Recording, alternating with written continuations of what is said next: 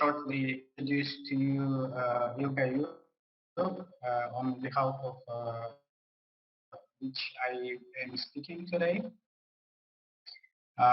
What is ILGA-Europe? A non-governmental umbrella organization. We are part of wider international ILGA organization.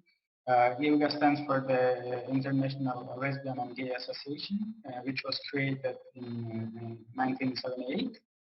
And but ILGA-Europe were established as a separate regional association an independent legal entity in 1996, and our organizations bring together over 600 organizations from 54 countries in Europe and Central Asia. What does ILGA-Europe do? Our main pillars of ILGA-Europe's work is our advocacy and supporting European and Central Asian LGBTI movement. We advocate for rights and equality for LGBTI people at the European level before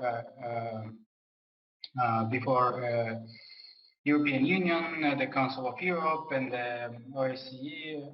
In addition, we also engage in strategic litigation by using the European courts to advance the rights of LGBTI people, usually as part of our wider advocacy campaign.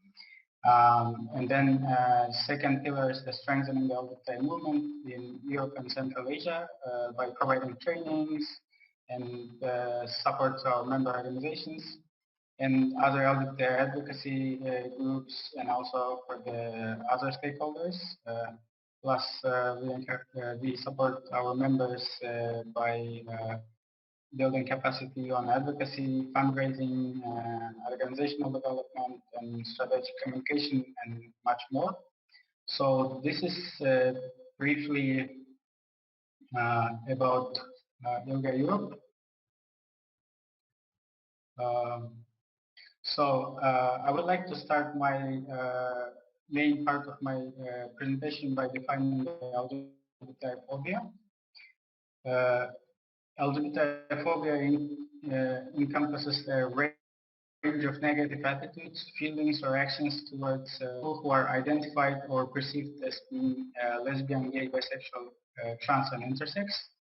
LGBTI phobia, fear, aversion, hatred, violence, anger, or discomfort felt or expressed towards people who do not conform to cis heteronormativity, and that it might be LGBTIphobia, might be like homophobia, biphobia. Homophobia is the phobia against lesbian and gay people, and biphobia is the phobia expressed towards the bisexual people.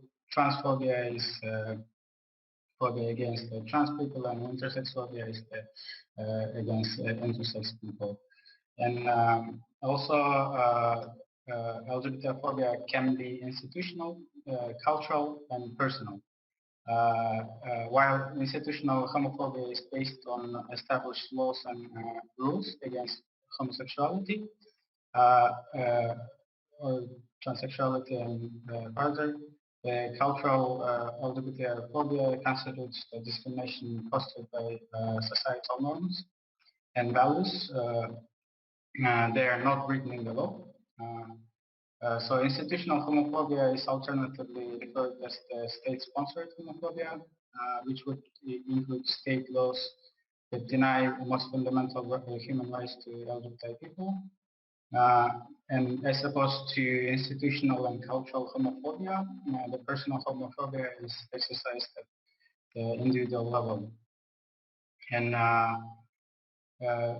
within society, LGBTIphobia, whether cultural, institutional, or personal, is not static and evolves into different forms over time. And here you can see some examples of the LGBTIphobia and its manifestation.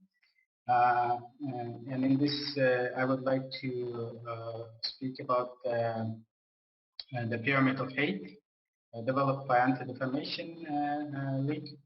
As you can see, the pyramid shows the biased behaviors growing in complexity from bottom to the top.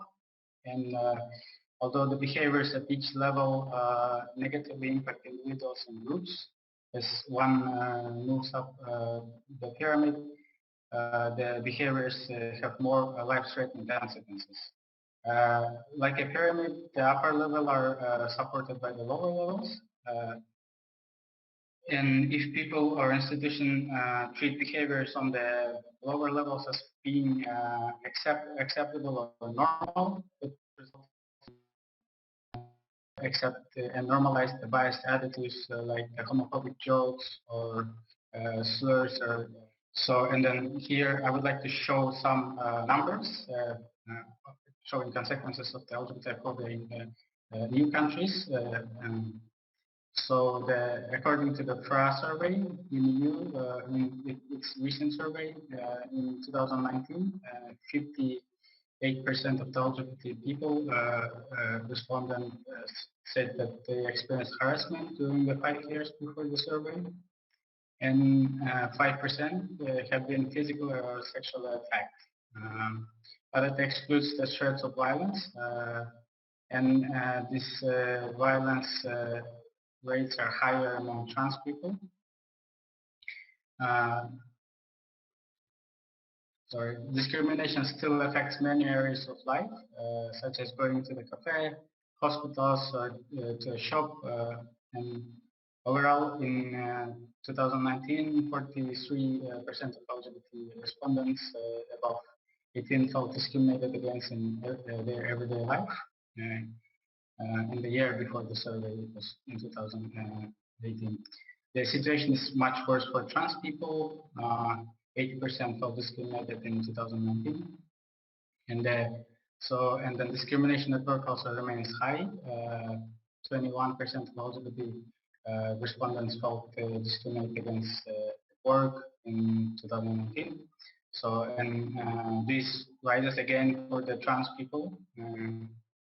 And we have seen that discrimination and the violence raised compared to the survey in 2012. But despite this violence and discrimination, reporting rates remain low. Only 14% went to the police to report attacks or threats of violence, and 17% of all who reported harassment or discrimination reported their discrimination experiences to inequality bodies or other organizations. And on the next, I would like to look at the legislation. So SOGS grounds are not mentioned explicitly in hate crime legislation in some countries of the Council of Europe member states. It's more like it's a little bit less of the half of the countries. And inclusion of the SOGS can hate speech legislation remain an issue in the region still, which, for example, if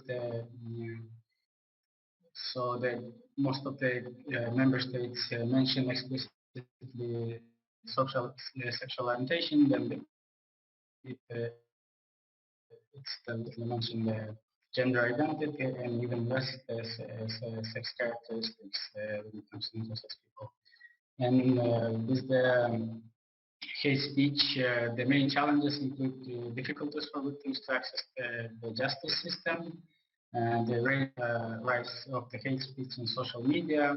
It's one of the newest challenges, and the fact that public officials making LGBTphobic statements are fairly sanctioned. And for the trans people, diagnosis, sterilization, or other medical interventions are still required for legal gender recognition.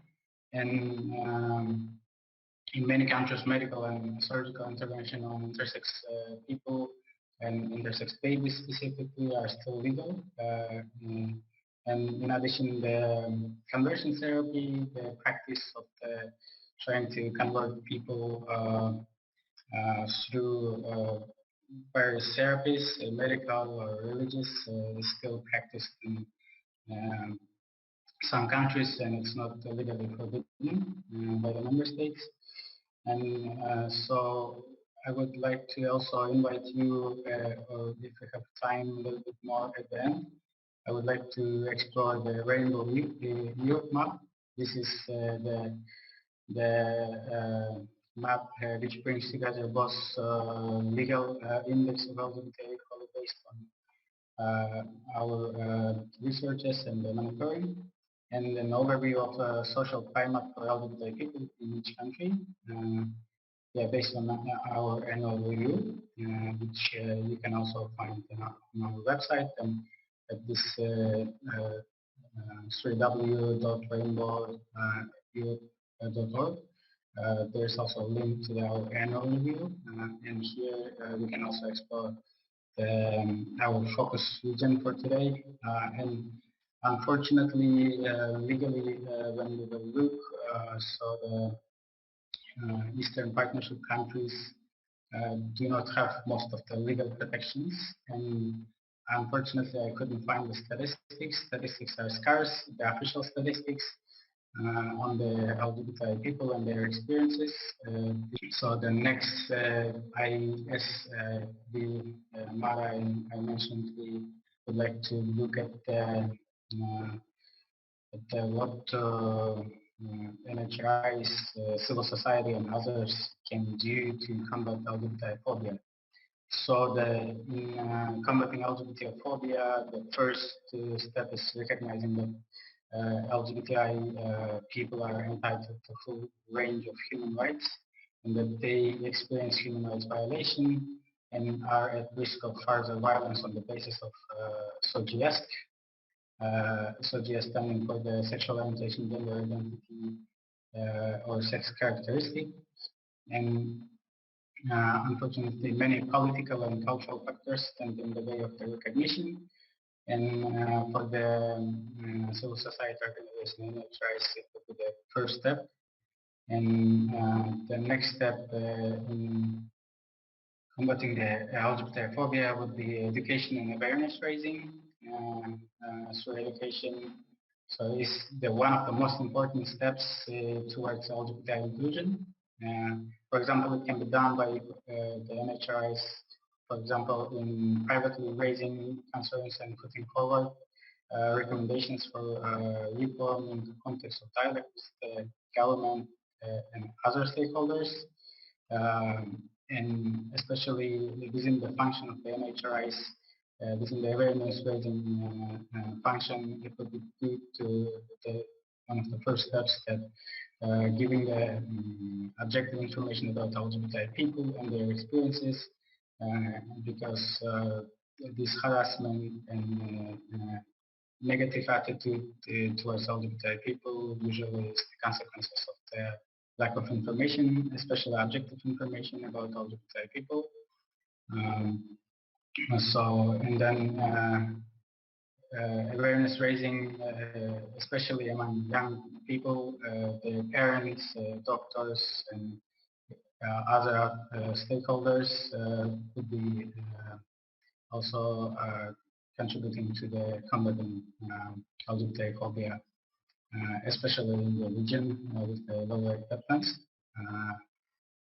And then next step would be the monitoring. Monitoring, for example, in all cases, NHRIs in civil society, monitoring should include the monitoring of the human rights of lesbian, gay, and LGBT people in general, taking into account their diversity and diversity of their experiences and situations, because among LGBT people, also there's the different experiences and understanding them better of their situation will help to identify the gaps and the problem, for example, with the implementation of the existing policies, or if there are no policies, then it will also help to understand the gaps and how to fill them. So that's why monitoring would be also a very important tool for combating LGBTIphobia. And the next would be the advocacy within their functions. Most of the NHRs and civil society organizations can advocate for for LGBTI people, and especially NHI should work with society organizations, businesses, governments to address the barriers that prevent LGBTI people from being able to participate equally in society and live their lives openly and without fear of discrimination, violence, and persecution. As we, as I showed you previously, unfortunately, more than half of the LGBTI people experience discrimination one or another level. And also, as we know, the NHRs and equality bodies have the function of the giving advice or analyzing and being the main authority in ensuring full enjoyment of human rights at the national level. And for example, when the bills are being considered in the government, so they can give the human rights analysis, and it should include also the always questions how it will impact on the human rights of LGBTI people. So, and also with in advocating, the NHRIs and civil society could also invite, for example, the religious, especially with the lower acceptance countries. Mostly, it's the this is also the cultural LGBTIphobia might be the huge issue, as we know, and opening the dialogue with with religious and other leaders would be an understanding their position and why identifying the problems behind the LGBTIphobia and how to overcome them in this way. The dialogue would be very efficient, and this is one of the tools. And also the cooperation and engagement, and as it's one of the ways of advocating towards for the enjoyment of human rights by LGBTI people. So NHRs and the mainstream human rights organizations could cooperate with and should cooperate with the LGBTI organizations in their respective countries to understand better the situation and their needs in supporting and in all of the in all of these steps. We highly suggest to involving local LGBTI organizations and supporting them. So, and also in engaging with the international actors such as UN and other actors. It would also good reporting of the NHRIs to international human rights bodies. Treaty bodies would include experiences of LGBTI people to give the awareness and acknowledging the problems and how to solve them would be also good. So